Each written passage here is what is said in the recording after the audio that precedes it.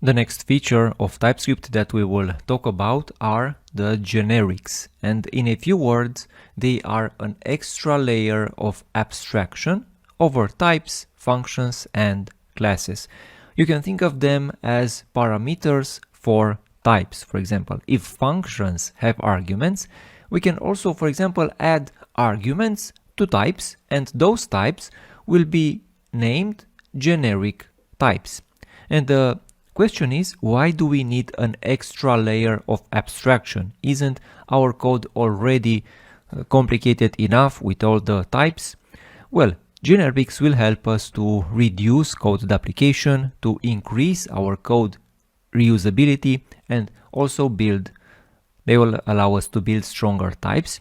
And they are crucial or essential for you to, if you want to understand TypeScript advanced types. And talking about generic tutorials, I have a full tutorial on my YouTube channel. You can check it out. Let's now try to understand the syntax of generics. The syntax is fairly simple. It's like this with two angle parentheses, and where T or any letter, let's say, or any list of letters, it doesn't really matter.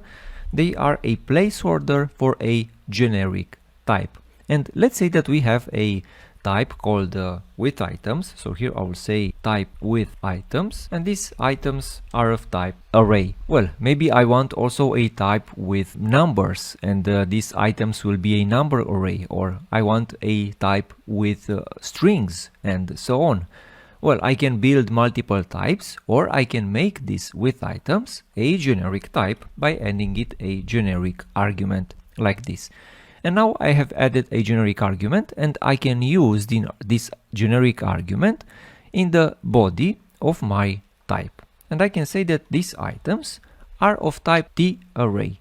And now I can, for example, have a constant named with numbers, and this is of type with items, and this with items will contain numbers. And now I can give some arguments to this. And here these items now will be an array of numbers, maybe 1, 2, and 3.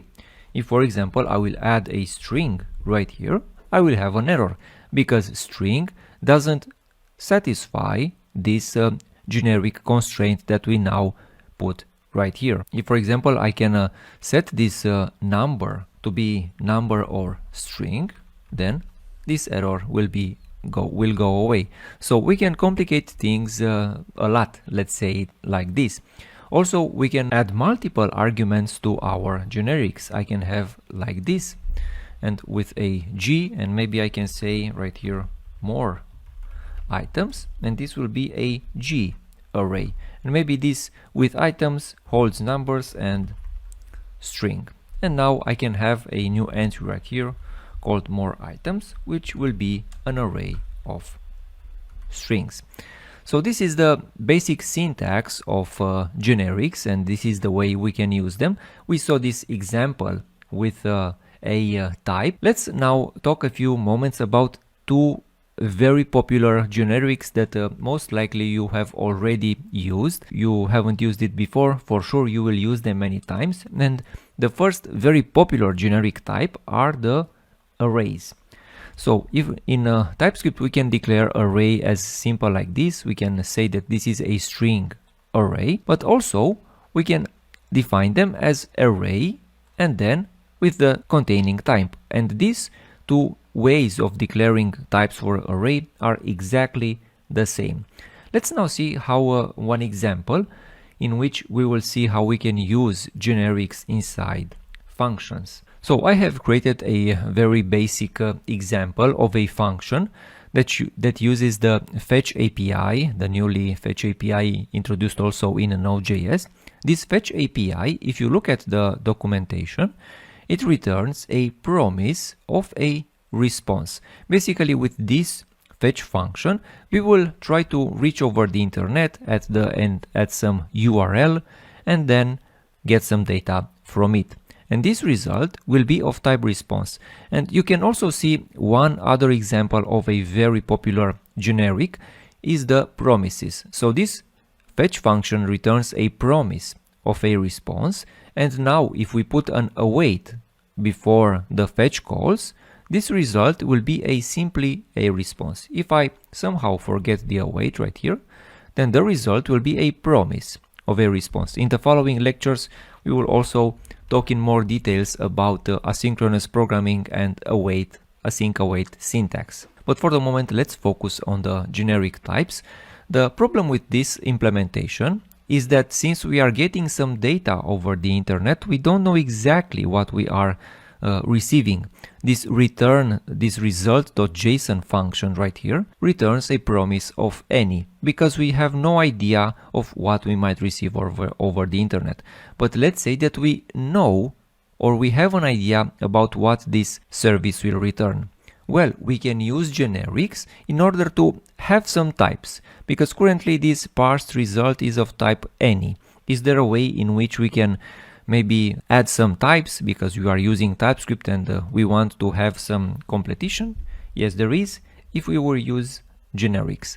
And keep in mind, now I've made this function a generic function.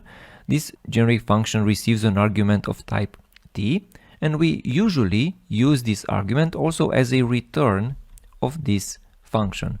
So this function, let's say that will return back a promise of t array, because this, let's say that we know for sure what service we will call, and then we will know exactly that we will be sure that we are receiving an array of t. And now this parsed result is still any, but when we will call this function downstairs, we will want to say that, hey, we are calling this function with an employee argument, and you can observe that this, even if we declared this function a generic function, this is not mandatory. We can call it downstairs without the type argument, and then it won't simply be used. But if I will add this employee right here, then the type of these employees will be employee array, and I will be able to access them just like this. So this is the basic way in which we can use generics inside functions to add some extra types for our type safety.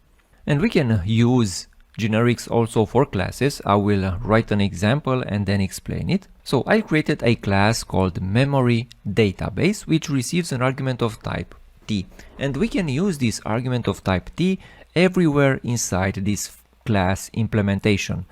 We are working with an array of t, and now every time we will add a function, we have the option to add this t. The important thing is when we are declaring this function or this class. I've built this new memory database of type string or of argument string, and now every time we will call the add item generic function right here, we will be able to only call it with string arguments. If I'm not careful, I will call it maybe with a object or with an array, then I will get a compilation error. So this is also a way in which you can use generics inside classes. Well, generics are much more complex than a few minutes which I took in order to explain them. Again, I recommend you to watch my YouTube tutorial on this manner. Let's now proceed into the next lectures and talk about other great TypeScript features.